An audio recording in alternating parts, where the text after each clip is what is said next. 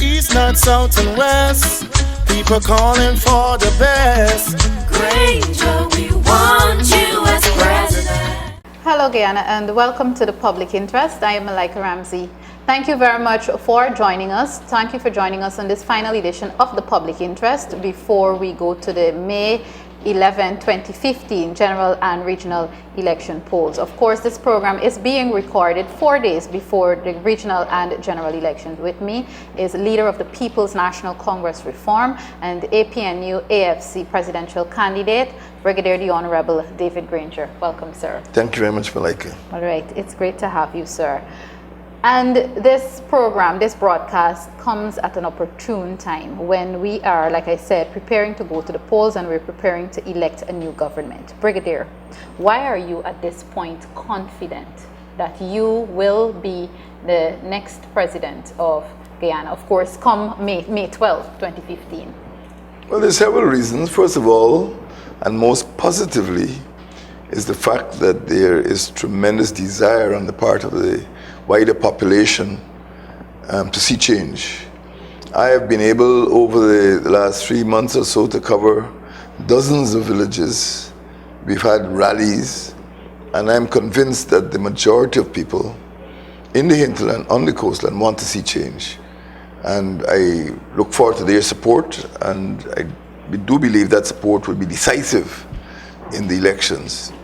The second reason is that the PPP has hurt itself by its own incompetence and by the corruption that has been reported. And people are fed up with that. People know that the infrastructure in many of their communities is inadequate. They know about the scandals at the level of the cabinet and in the ministries of the government. They know of the denial of democracy by the prevention of the holding of local government elections, the president's refusal to assent to certain bills. So I would say the PPP has hurt itself. And I would say the third reason is that APNU and AFC is a combination of 6 parties. And together we've been able to promise the electorate, the population as a whole, a good life. We've been able to promise to fix things which are broken. We've been able to promise them that state funds will be directed and diverted to their interests rather than in the interests of a small clique, or rather than in the pursuit of projects which are likely to fail. So I think those 3 reasons give me confidence that we will win the elections. Sir, despite those reasons, very important reasons and very true reasons indeed, there still at this time, and even in these last moments, as I'd like to call them, there may still be a part of the population, a very small part of the population likely, that are still undecided whether they should vote APNU AFC or whether they should just not vote. Well, there will always be undecided voters up to the last minute. Some people will not even make up their minds until they enter that polling booth and make the X. I would say that they will be persuaded by the need to change the circumstances under which they live. If they look around and see the towns and villages and they see the garbage, they see the pothole roads, they will want to vote for a government which is committed to holding local government elections. If they're public servants who are badly paid, they will want to vote for a government which supports better pay for public servants.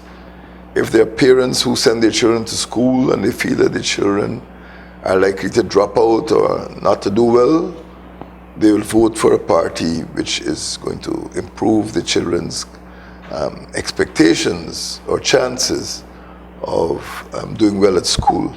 So in the final analysis, I think even undecided voters, even if they're selfish, will want to vote in a way that improves their quality of life and the quality of life of their children. So in the final analysis, I'm confident that the majority of undecided voters will decide for APNU and AFC. But what would you say specifically to them right now? Vote APNU AFC. How would you convince them? I'll convince them by saying, look, we give you the good life. We are going to give you a better education system. We're going to give you greater possibility, greater opportunity for education. We're going to ensure that the economy becomes more robust, not just for a few, but for all. And we'll improve the quality of public services, health, transportation, and so on. So I expect that they will be convinced by our commitments to improve their quality of life. Let's talk about the promotion of some of your policies. Of course, with the release of the manifesto, we heard a lot more of what APNU, AFC will be doing for Guyana. In these final few days leading up to the May 11, 2015 polls, which one of your policies, or I should say, if you can give a group of policies that you would want to push or send home so that the population can understand that these are some of the things that we'll be getting almost immediately? Well, almost immediately, you'll get an improvement in the crime situation, because we are convinced that there are sufficient good policemen, and once they get the resources, once they're properly paid, and they're well commanded, well officered, I think there'll be a swift turnaround in the security situation in this country. I think more gradually, there'll be an improvement in education. We need to ensure that the schools are properly staffed with teachers, they have enough furniture, and that children get assistance to get to school on time. And we have to look at the job situation too. And that may take a little longer still, but we hope to embark on a scheme so that people could be retrained to enable them to get top quality jobs, in accordance with their level of education, of course. Okay. But those are some of the things they can look forward to in the short term. Sir, in the last decade or so, we have seen, and we've discussed this before, we have seen sort of a decay of morals and decency in the PPPC administration. How can David Granger convince the population that this is not what you will get with an APNU, AFC coalition government? Well, they just have to look at my background, my life, and compare it with the vulgarians we find in high offices nowadays.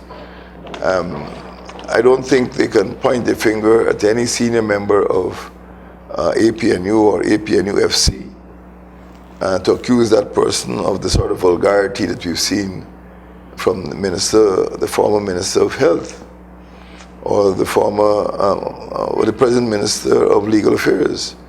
So they can rest assured that under the David Granger administration, ministers' behavior would be more orderly, more lawful, more, if you want to call it, polite.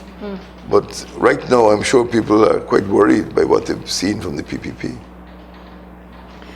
If I can talk about political maturity, both the APNU, and of course I'm going to deal with the APNU because in the past 3 years that has been the major opposition party in the parliament. Both the Partnership for National Unity and the People's Progressive Party Civic would have been accused by some sections of the population of not exercising political maturity, especially when it comes to the operations of the National Assembly. What, in terms of political maturity, what can we expect now from what would be a new government? Well, as you know, government is divided into three branches. Normally in Guyana, we speak of government as the executive branch, but there are really three branches: the legislative branch, which more or less is parliament; the executive branch, which is the PPP administration; and the judicial branch, which of course is the judiciary. What the public can expect is that we will observe the separation of powers between those three branches. The legislative branch makes the laws. The executive branch enforces or implements the laws, and the judicial branch interprets the laws. When you have the executive branch trying to dominate the legislative branch, you get problems. And this is the situation we have in Guyana now. For 10 months, there's been no parliament because of the recess, then the prorogation, then the dissolution.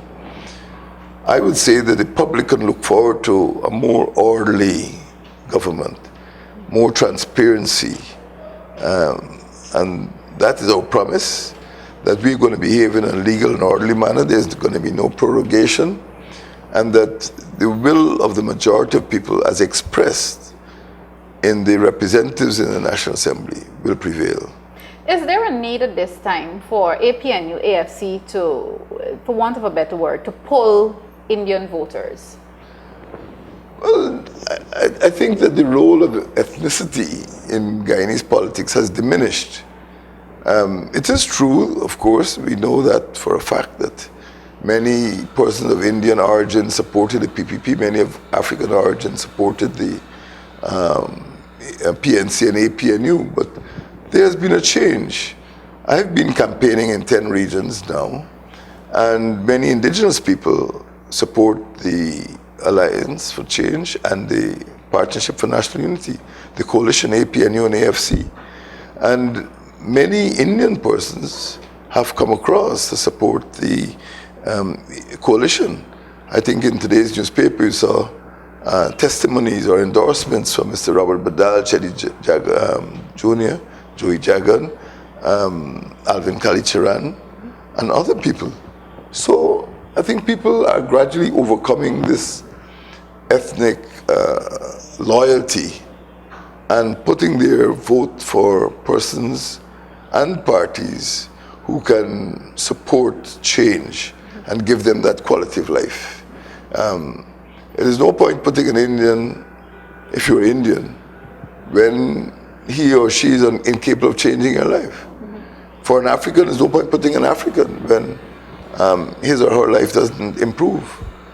Everybody wants better life, and that is what I believe will be the final yardstick. Can this person guarantee me the good life? Sir, I know we talked about undecided voters earlier, but if I can just come back to it for a bit.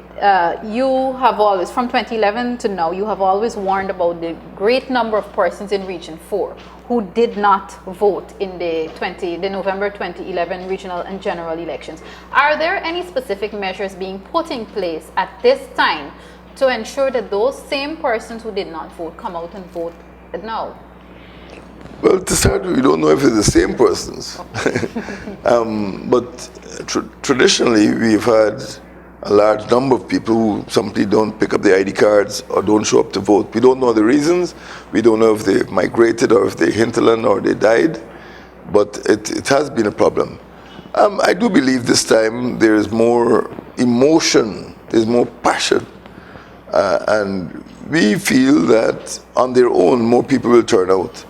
And APNU and AFC together are actually mobilizing people to come to vote by committing to transportation, informing them of the place where they have to vote, and other information they need to have. So I believe the turnout is going to be better. Last election, I think it was slightly under 72%. And this time, we are confident that if we got about 82 or 85%, we will have the winning edge. But we have to, you're right, we have to cut down the number of persons who, did not vote for one reason or the other. In previous weeks, you would have expressed concerns about the seemingly inflation of the our list of electors. At this point, do you have any concerns or any worrying situation about that? Well, I'm still concerned. I do believe that the list was inflated. We have not claimed that it was fraudulently inflated, but it was highly improbable that for a country of which the population was falling, and it did fall, that the voters list should be rising. So on the face of it, it seemed to be highly improbable.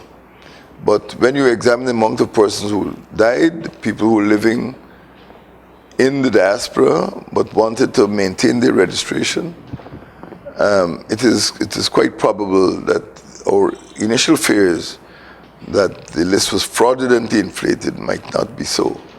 But it is still inflated, and there are still some spurious names which have to be removed. Sir, to come back to a topic, something that you would have talked about, of course, on previous programs. Again, you have been accused by the current government of wanting to militarize Guyana. Some people may even ask the question, what does the government mean when they say militarize Guyana? I'd like you to talk about this for a while and convince people that that is not David Grange's intention. Well, I think people misuse the word militarization.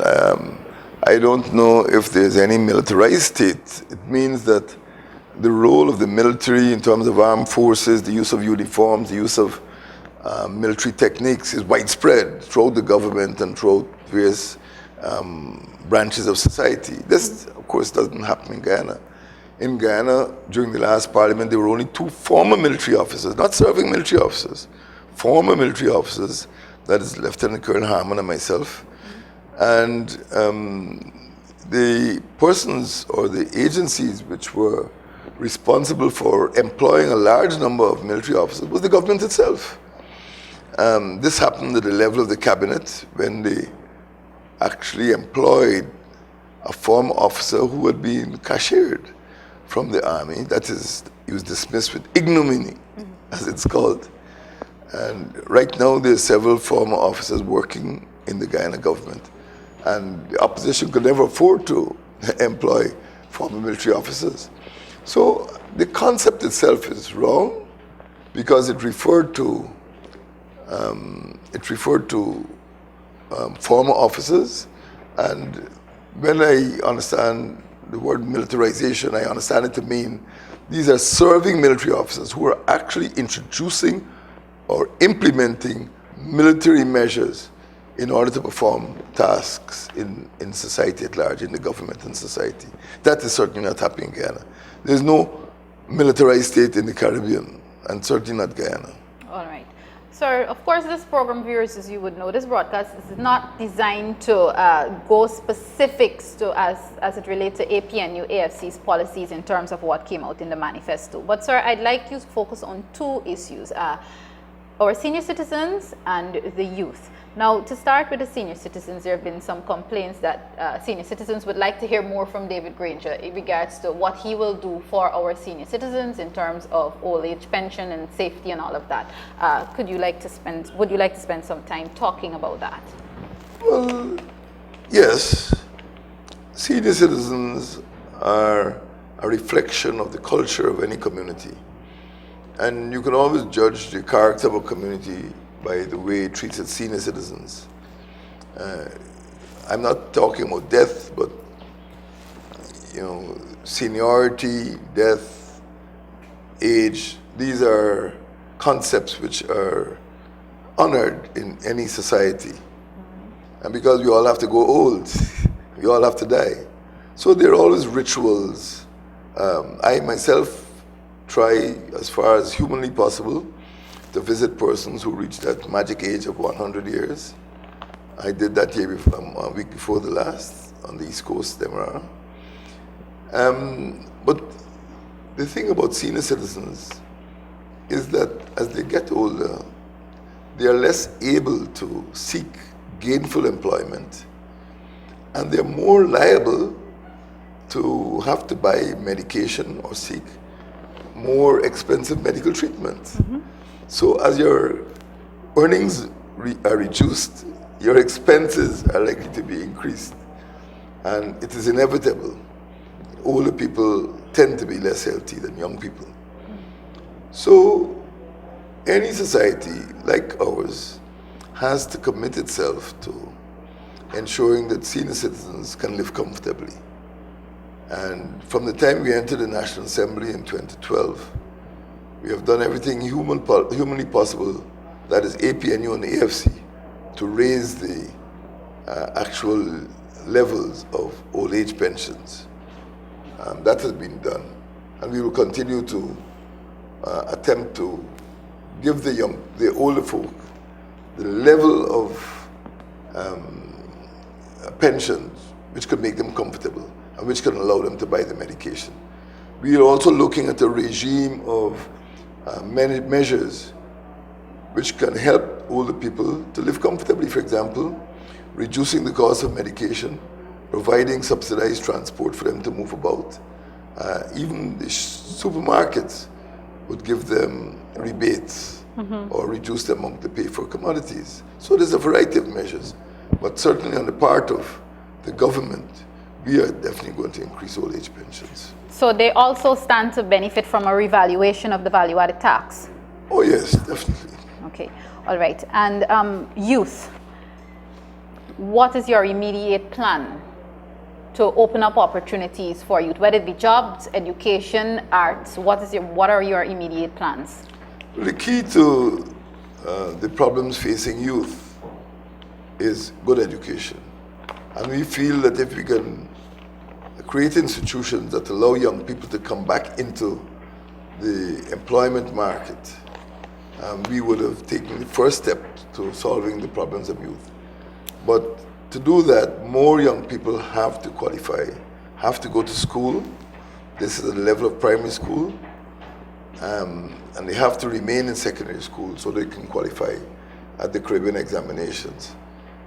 Anybody who drops out before that will find it difficult to get a job. So our thrust will be to keep young people in school so that they can qualify. Once they do that, we are more confident that they'll be able to get satisfactory employment. Okay, sir, as we prepare to put a wrap on this broadcast, the final broadcast of the public interest before the general and regional elections, based on your continued policy of national unity, how would you encourage persons finally to vote APNU AFC based on David Granger's national unity and good life policies? Well, I am very convinced that young people in particular, looking to the future, understand the message that we've been delivering. I'm convinced too that the public as a whole has a better understanding now that the six parties have come together. When they look back at the 23 years of the People's Progressive Party, they can see that their prospects as young people have been damaged. The access to sport, the opportunities for employment, the tendency to migrate, even the tendency to commit suicide, although it's a negative tendency. I do believe that young people are looking for better. They're looking for better, and that better will come from APNU and AFC. On the other hand, they're aware that the PPP has done very little. And one of the criticisms offered by Alvin Khalid-Chiran is that the present administration has done little for sport. And this is the complaint throughout the country, in all of the 10 regions. There has not been development of sport. The school system too has failed young people. The government actually ignored celebrations for young people. In the past, we used to have something called Youth Week, in which youth were celebrated with a variety of activities, but that has ceased. The government, I would say, the PPP administration, is preoccupied with its own self-interest, occupied with enriching itself and a small group of people, and does not have a general concern for young people or the population as a whole. And that perception, I think, has become more widespread now than ever before. Okay, thank you very much, sir. Viewers, this has been another edition of The Public Interest. With me was leader of the People's National Congress Reform and, of course, presidential candidate for a Partnership for National Unity, Alliance for Change, as we prepare to head to the May 11, 2015 general and regional elections. And hopefully the next time we meet for The Public Interest, I will be introducing him not as a leader of the opposition or leader of the PNCR. So providing that you vote, and I'd like to take this opportunity to urge all to go out and vote, go out early, vote, help us to monitor our polling stations, and of course help us to monitor the polls. The idea is for free and fair elections. Of course, you know this is a policy of David Granger and a Partnership for National Unity, Alliance for Change. Until next time, take care of yourselves and be good Guyanese citizens. Goodbye. You can hear it east, north, south, and west. People calling for the best. Granger, we want you